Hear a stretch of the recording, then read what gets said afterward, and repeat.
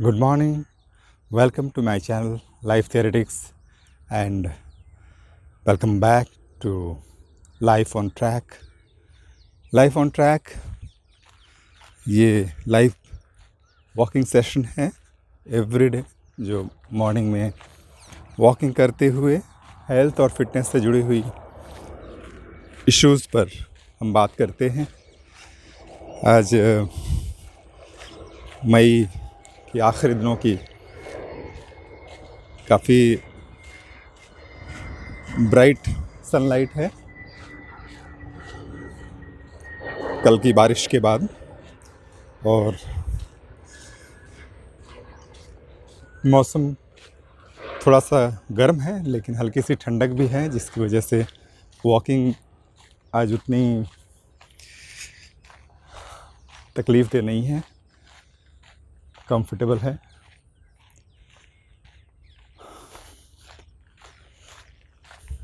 Life on track में आज बात करते हैं एक इशू जो इन गर्मियों में अक्सर देखा जाता है, जो वॉकर्स है या रनिंग करते हैं या फिर स्ट्रेनुअस एक्सरसाइज करते हैं, उनमें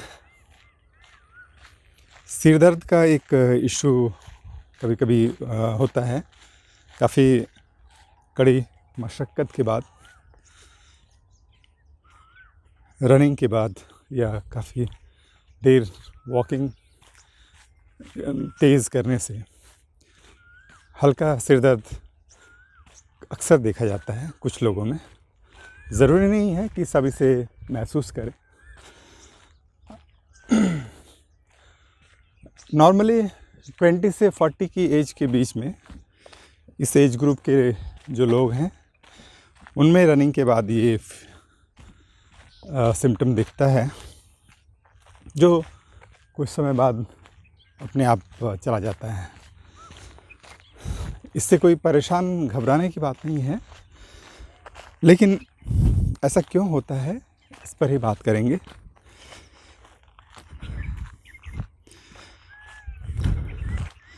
इस सिम्टम को पहली बार जो आइडेंटिफाई किया गया था ये 1969 में किया गया था। इसे और इस पर जो रिसर्च सामने आती है उसके मुताबिक स्ट्रेनुअस एक्सरसाइज या रनिंग करने के बाद, जैसा कि हम जानते हैं, बॉडी में हीट जनरेट होता है, और हीट जनरेट होने दूसरी चीज़ ये भी है कि बॉडी को ज़्यादा ऑक्सीजन की ज़रूरत पड़ती है, ख़ास करके ब्रेन को ज़्यादा से ज़्यादा ऑक्सीजन की ज़रूरत पड़ती है, और दूसरे बॉडी ऑर्गन्स में इस ऑक्सीजन ज़्यादा जाने के लिए ज़्यादा से ज़्यादा मात्रा में ब्लड सिर के जो वेसल्स हैं, जो ब्रेन की जो वेसल्स हैं, उनमें ज़्यादा से ज़्यादा ब्लड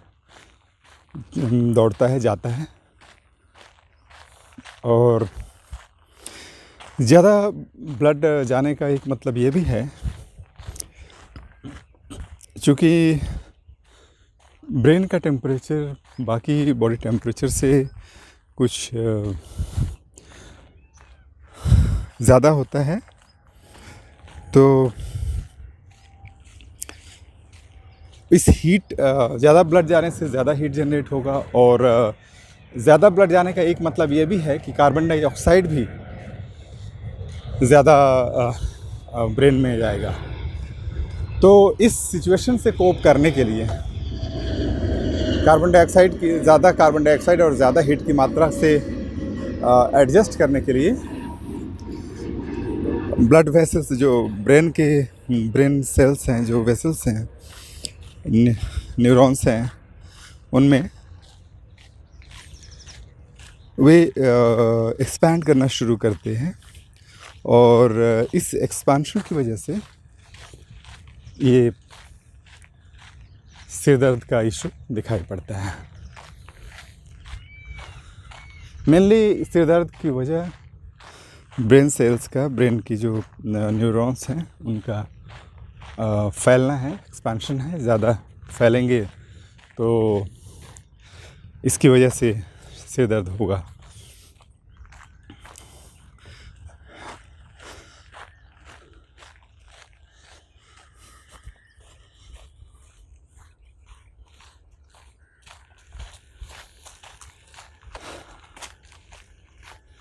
अब हम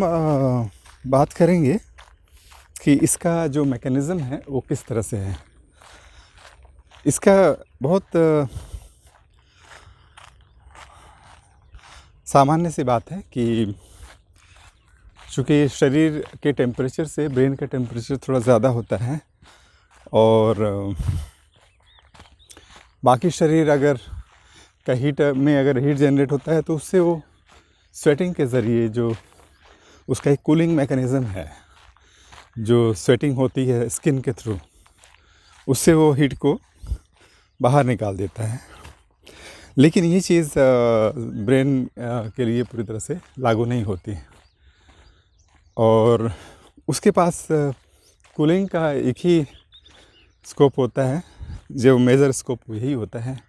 कि वो ज़्यादा से ज़्यादा ब्लड उसमें जाए और इस तरह से कुछ टेम्परेचर डाउन हो। तो इस चीज़ को समझने की ज़रूरत है। तो एक तरफ जहाँ स्ट्रेनुअस एक्सरसाइज से ज़्यादा ऑक्सीजन की ज़रूरत पड़ती है और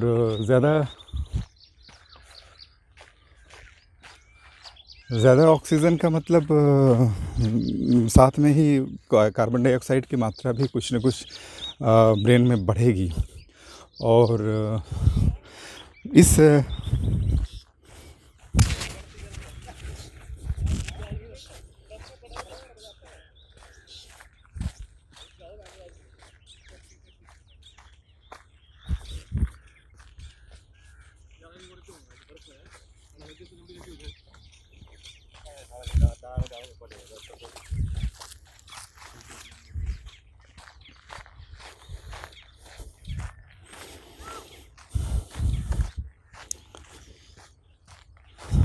तो इस तरह से एक्सरसाइज का एक रिज़ल्ट इस रूप में आता है कि बाकी शरीर के साथ ब्रेन में भी हीट बढ़ती है और कार्बन डाइऑक्साइड भी वहाँ इकट्ठा हो जाता है। और इन दोनों ही चीज़ों से, चूँकि दोनों ही चीज़ें ब्रेन के लिए नुकसानदेह हैं और बाकी बॉडी टेम्परेचर से ब्रेन का टेम्परेचर वैसे ही थोड़ा ज़्यादा होता है, तो इन दोनों ही चीज़ों से अपने को ठीक करने का, एडजस्ट करने का एक रास्ता ब्रेन के पास ये है कि उसमें ज़्यादा से ज़्यादा ब्लड जाए। ब्लड यहाँ जितनी ज़्यादा वो ब्रेन के सेल्स की सिंचाई करेगा उतनी ज़्यादा उसमें से कार्बन डाइऑक्साइड और हीट को वह निकाल करके वापस ब्रेन से निकाल करके वापस दूसरे एरियाज़ में लेके चला जाएगा और उन जगहों पे स्वेटिंग के ज़रिए वो हीट उससे निकल जाती है।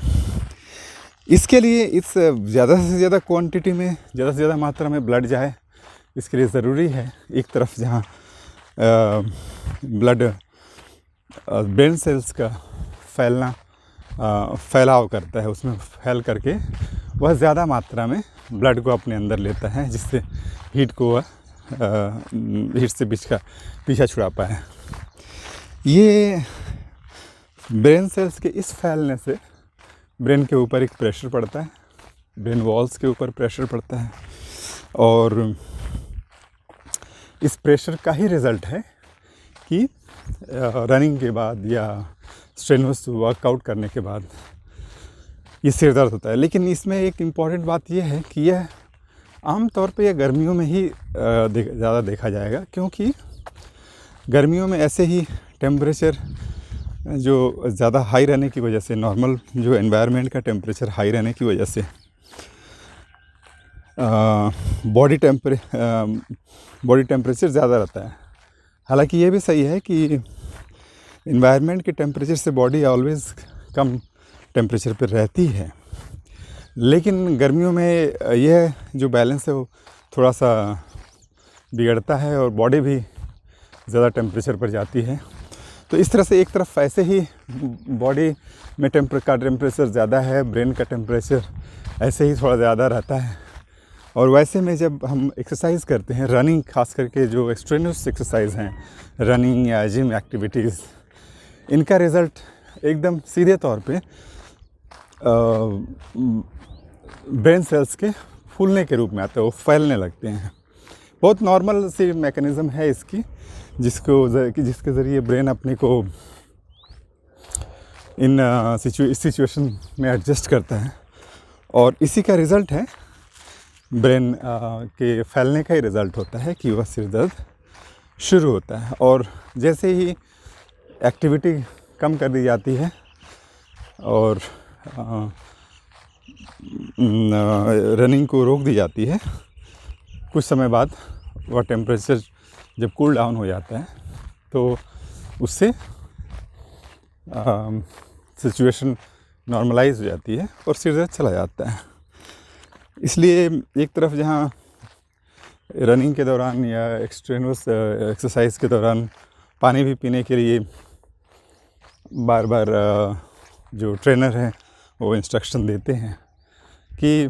पानी जहाँ और दूसरी चीज़ें करता है, वहीं यह भी करता है कि बॉडी के टेम्परेचर को मेंटेन करता है, उसको कूल डाउन करता है, कूल डाउन करने में शरीर की मदद करता है। तो ये भी एक इम्पॉर्टेंट चीज़ है। इसलिए रनिंग या एथलेटिक एक्सरसाइज के बाद, एथलेटिक एक्टिविटी के बाद अगर सिर दर्द होता है, गर्मियों में होगा नॉर्मली, तो उससे डरने या घबराने की कोई बात नहीं है। सिचुएशन को बेटर हैंडल करने के लिए जो स्ट्रेटजी हो सकती है उसे डिवाइस करना चाहिए। और मेनली यही इसका रीज़न है कि जिसकी वजह से गर्मियों में हमें एक्सरसाइज के बाद, रनिंग के बाद ये इस तरह के सिम्टम्स दिखाई पड़ते हैं। तो आज के लाइफ ऑन ट्रैक में हमने सोचा कि इसी चीज़ पर फोकस करते हैं। और एक छोटा सा सिम्टम है, लेकिन ये बहुत कॉमन है और इस पर ध्यान में रखना ज़रूरी है इस चीज़ को, क्योंकि कई बार जो इस तरह की चीज़ें, इंजरी वगैरह से मोटिवेशन कम होता है, वहीं जो इस तरह के सिम्टम्स दिखते हैं उससे भी जो नए लोग जो एक्सरसाइज करते हैं, रनिंग करते हैं, वे डर जाते हैं और उससे छोड़ देते हैं, मोटिवेशन उनका टूटता है। इस सिचुएशन को ध्यान में रखने की ज़रूरत है और अपने इससे एडजस्ट करते हुए जो एक्टिविटी हो सकती है, जो मैकेनिज़्म हो सकता है, उसे लेना चाहिए।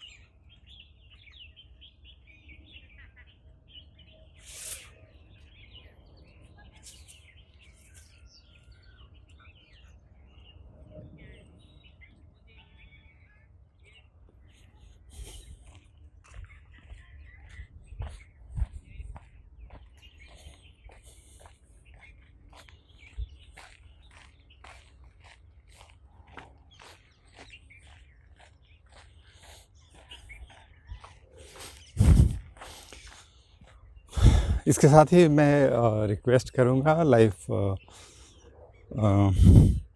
थियरेटिक्स को सब्सक्राइब करें और इसमें जो हेल्थ और फिटनेस पे रोज़ बातें जो मैं करूँगा ये बहुत ही इम्पॉर्टेंट बातें हैं जो लेटेस्ट रिसर्च हेल्थ फिटनेस और बॉडी मैकेनिज़्म को लेकर चल रही हैं, उनसे जुड़ी हुई उनकी रिपोर्ट्स को मैं शेयर करता हूँ इस दौरान, इस छोटे से लाइव वॉकिंग सेशन के बीच, जिसमें वॉक करते हुए चलते चलते हम इसके इन रिसर्च के बारे में उनकी रिपोर्ट्स पर डिस्कशन करते हैं। और इससे ये लाइफ ऑन ट्रैक इस प्रोग्राम में, और ये डिस्कशन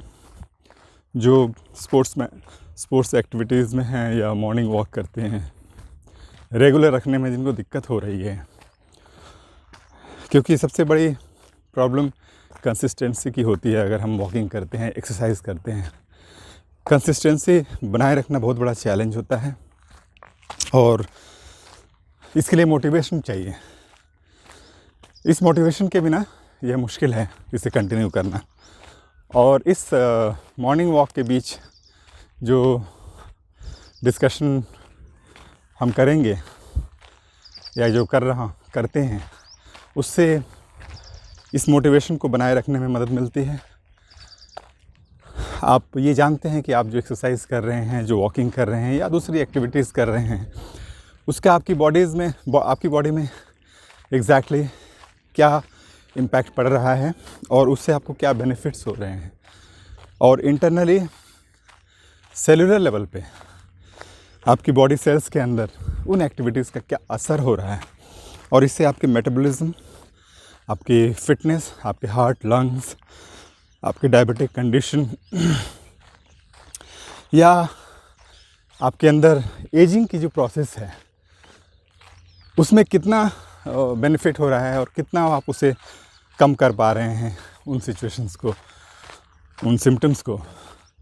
ये आप समझ पाएंगे। और इसी से मोटिवेशन बनता है। मोटिवेट रहने के लिए ये इस तरह के रिसर्च बहुत काम करती है। इसीलिए जो फिज़िकल ट्रेनिंग के दौरान इन चीज़ों पर भी जो ट्रेनर्स थोड़ा सा फोकस करते हैं, उनका रिज़ल्ट ज़्यादा बेहतर होता है। इसलिए रोज़ सुबह के 7 से 7:30 के बीच में आप उससे जुड़े लाइफ ऑन ट्रैक में। लाइफ ऑन ट्रैक मतलब लाइव वॉकिंग सेशन ट्रैक पर, और या फिर जो रनिंग कर रहे हैं लाइव, जो रोज़ रनिंग करते हैं रनर्स के लिए, और इन जनरल जो एक्सरसाइज फिटनेस के लिए जो एक्सरसाइज करने वाले लोग हैं, उनसे ये मॉर्निंग टॉक है लाइफ ऑन ट्रैक। और लाइफ ऑन ट्रैक का एक मतलब ये भी है कि हम अपनी ज़िंदगी को सही ट्रैक पे रखने के लिए जो मेजर्स ले रहे हैं, वो एक्सरसाइज, वो फिटनेस रेजिम, वो फूड रेजिम,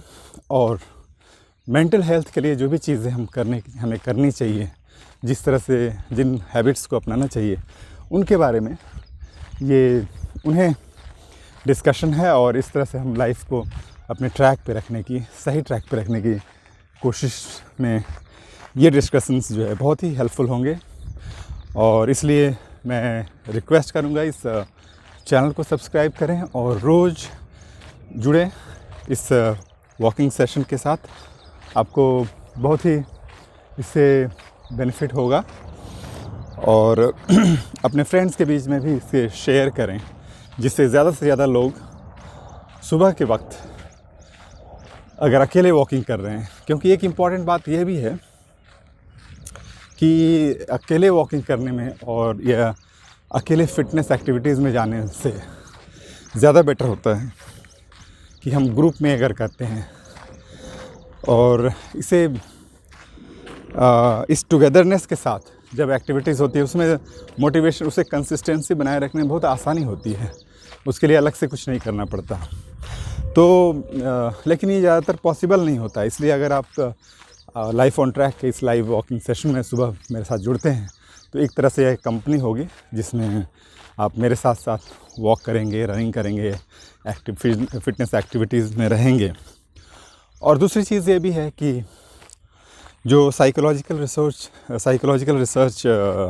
हो रही, ब्रेन हेल्थ से जुड़ी हुई जो रिसर्च है, उनका फोकस अब इस बात पर आने लगा है कि हैप्पीनेस का जो लेवल है वो बढ़ता है अगर हम अपने लाइफ की जो एक्टिविटीज़ हैं वो साथ साथ इकट्ठे टुगेदर एक गेट टुगेदर इन्वायरमेंट में करते हैं। और इसलिए वो फोकस करते हैं आजकल कि खाना आप बैठ के दूसरे लोगों के साथ खाएं और इस तरह की एक्टिविटीज़ है। ठीक उसी तरह से जो फिटनेस एक्टिविटी है वो भी अगर साथ साथ करते हैं तो इसमें दोनों ही चीज़ें होती है, एक मोटिवेशन है, दूसरा कंसिस्टेंसी बनी रहती है, और तीसरी जो बात है कि उसमें आपकी हैप्पीनेस लेवल बढ़ जाता है। आप जब किसी के साथ वॉक करते हैं उसकी क्वालिटी में डिफरेंस आएगा अकेले वॉक करने से। तो इसलिए भी ज़रूरी है कि हम आप इससे जुड़े मेरे इस life on track live walking session से, और इस चैनल को सब्सक्राइब करें प्लीज़।